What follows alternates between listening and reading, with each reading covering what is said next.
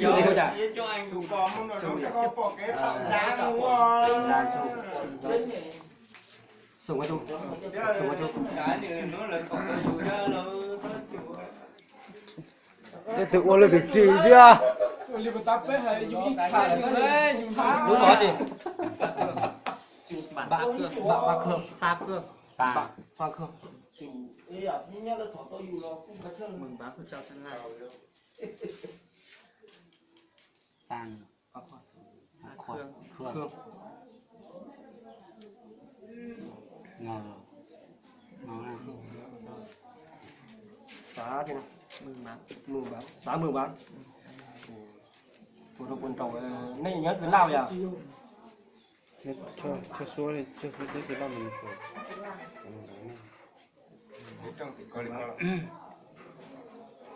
mất thế này gì, không mất đạt thế.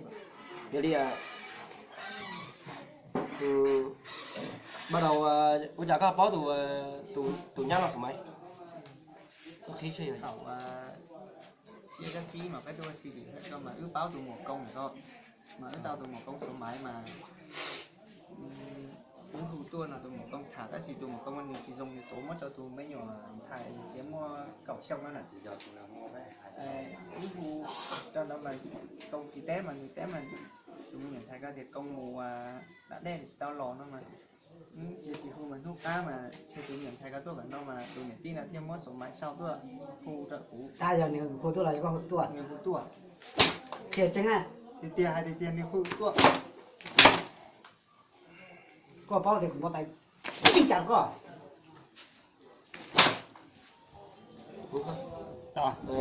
Nó mà cho. Thằng nó chia bây giờ. Nó chia còn mà các tôi thì huyện. tao con Sao được? ta chỉ ok khó của khu tuổi nó mà chỉ do tay tụi nó cái tay con nẻ cái tay con nẻ cái Chúng nó quá. xử lý tao đi cái tay on lên Rồi nó lại con này.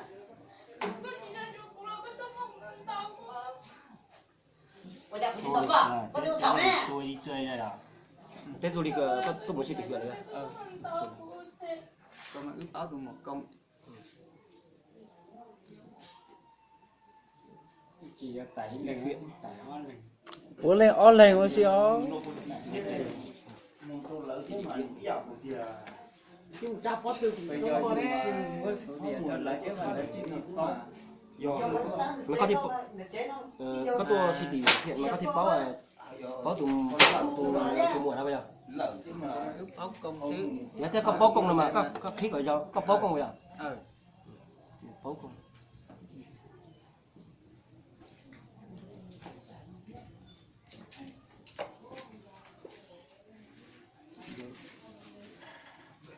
em là cô nó chỉ sau giống như thế Công. Công không? Tao Sau cái tuần năm đấy. cháu thì cung. Sau kia anh công đâu mà. Báo còn thế mà thế. Mà có đi có báo mà nên chỉ thả thì hay mà có báo nữa mà có mà có công ty mua số máy có rồi.